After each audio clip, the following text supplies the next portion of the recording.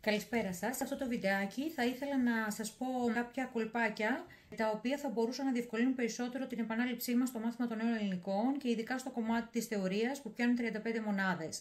Έχω βγάλει κάποια ζεύγη αντιθέσεων και έτσι αυτό θα βοηθήσει σε ένα κομμάτι της θεωρίας να αποτυπωθεί περισσότερο στη μνήμη μας. Προτείνω λοιπόν την ίδια μέρα που θα διαβάσουμε ένα φαινόμενο να διαβάσουμε και το αντίθετό του. Για παράδειγμα, αυτά τα φαινόμενα είναι 14 που έχω βγάλει και είναι το ύφος, το οικείο και το ύφος το σοβαρό. Η προπερίοδος και ο μακροπερίοδος λόγος. Η ονοματοποίηση και η ρηματοποίηση. Η παράταξη και η υπόταξη. Οι γνήσιες και οι ρητορικές ερωτήσεις.